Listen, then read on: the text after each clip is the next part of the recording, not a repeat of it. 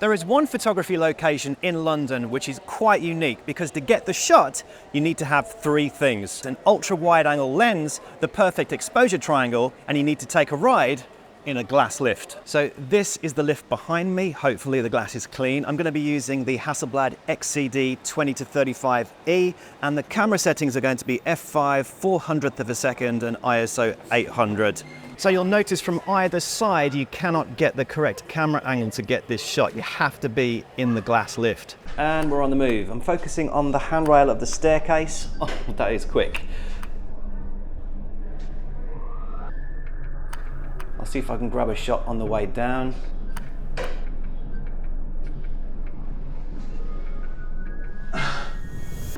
And here is the result, capturing that winding staircase leading up to St. Paul's Cathedral. If we zoom into 100%, we can see the incredible detail, even the tiny people at the top. And the closest objects to the lens is the staircase, with remarkable detail in the water droplets and puddles. Now, I have always chosen prime lenses over zoom lenses, usually because you can get lower f-stops with shallower depth of field, and generally the optics are more superior in general. So when Hasselblad asked me if I'd like to test out this new 20-35E, I was quite intrigued to see if this was still the case and if I could be swayed away from my precious primes.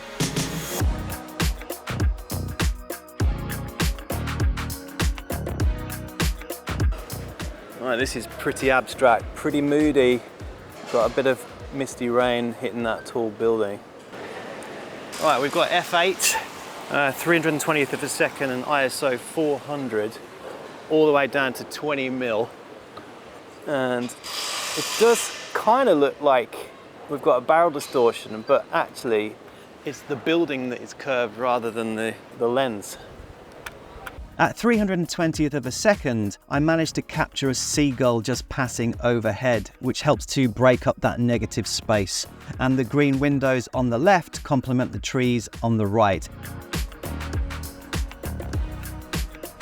So I found a nice reflection shot here in the gutter where I find myself quite often. It's the same location as the previous image, but instead of 20mm, I'm zoomed into 35mm, just to show you the difference in image quality. The double yellow lines act as a nice compositional item leading up to the city worker crossing the street. At 35mm, we can achieve a more compressed image than at the ultra wide 20mm.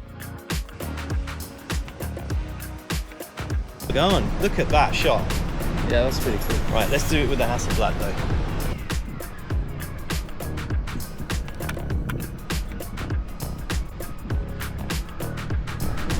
Ooh, wanna see? Whoa. With minimal barrel distortion renders this lens perfectly placed to deal with cityscapes, landscapes, and abstract architecture photography.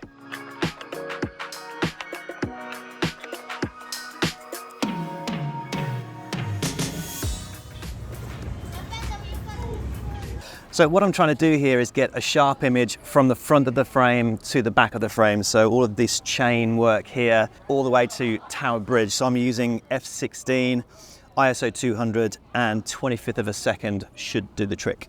And what I'm doing here is called hyperfocal distance focusing. My focal length is 25mm, and so you only need to focus 1 or 2 meters into the frame in order to achieve an acceptably sharp image from front to back.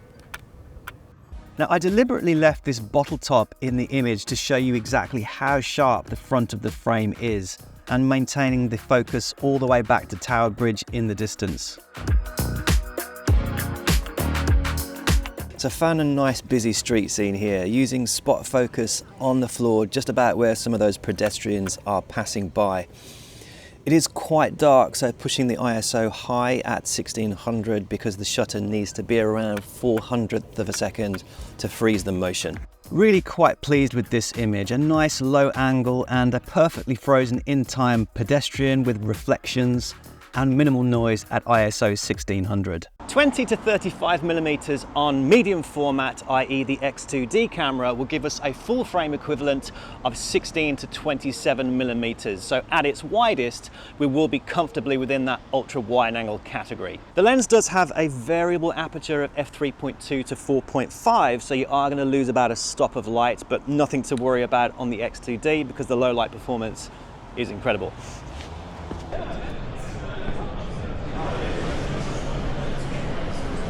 So just look at this place. It's an old Gothic church which has been converted into a trendy London cafe. This should be really good for some symmetry, wide angle photos. So going for ISO 400 looks about right. Don't need a particularly fast shutter because I'm going to crop out the people, and f5.6 will hopefully give me a clean image across the entire frame because we want everything tack sharp. An absolutely stunning piece of architecture, and zooming into 100%, we can see how sharp the detail is in the corners of the frame.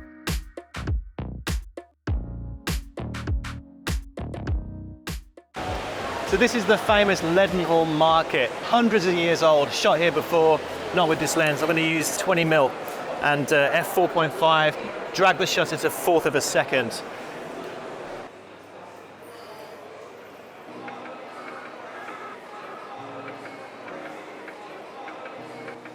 I think upright portrait works better for this composition.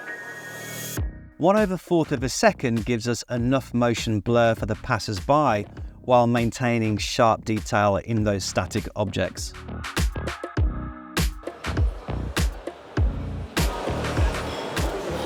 It's a great window shot, this.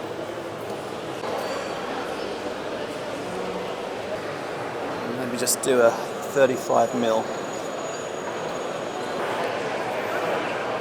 This is the 35mm image taken at its widest aperture of f4.5 compared to the 20mm on f3.2, which has a more satisfying subject isolation.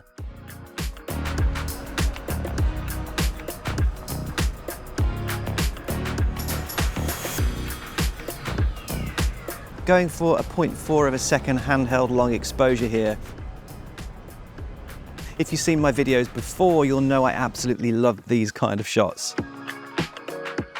So the full product name for this lens is called the XCD 20 to 35E. The E stands for exclusive, which signifies the highest optical performance of the XCD range of lenses. That means edge-to-edge high-end image quality, even on a zoom lens.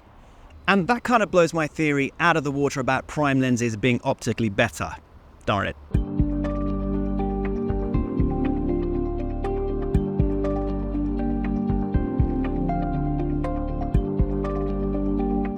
So I have a composition here, but what I think I need is an ND filter to slow the shutter right down. So I'm going to opt for a 10 stop on a 77mm thread. Some really nice light hitting that shard now. Using an aperture of f7.1, the ND filter will take the exposure down to 20 seconds. And 2-second timer. The long exposure gives us an almost fine art quality image, again with ridiculous sharpness at 100% zoomed in. So zooming into 35mm here.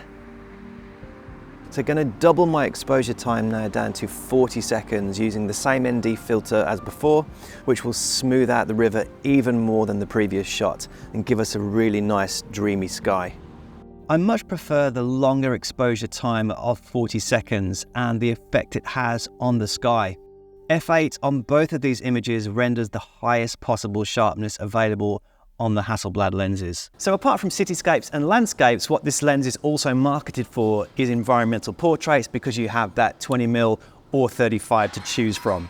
So this is a friend of mine, Oliver. He's learning some street photography and I'm taking some profile shots for him. Firstly using 20mm and cropped into 35.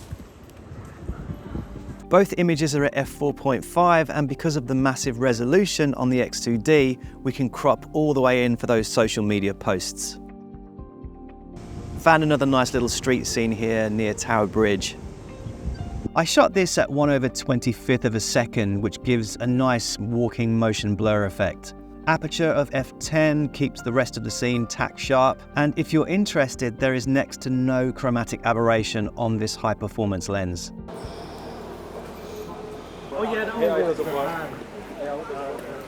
So I've got a great reflection shot of some pools here. I'm just going to wait for someone to come past the scene, hopefully with a brolly up, and I'm just going to focus a third of the way into the frame.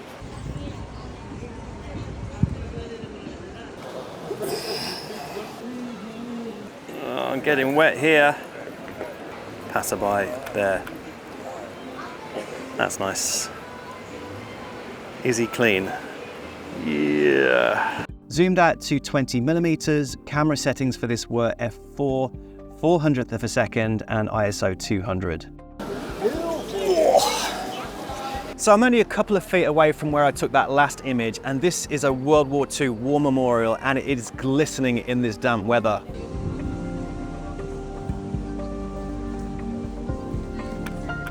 Even with an aperture of f4.5, we can still achieve good subject isolation from the background. Incidentally, this lens is actually the widest lens that Hasselblad make, and by that I mean aperture and focal length. Even their prime lenses only go as wide as 21mm with an aperture of only f4. 16 elements in 12 groups with 3 aspherical lenses. That makes this probably the best ultra-wide-angle zoom lens on the market for stills photography. Am I converted from my precious primes? Yeah.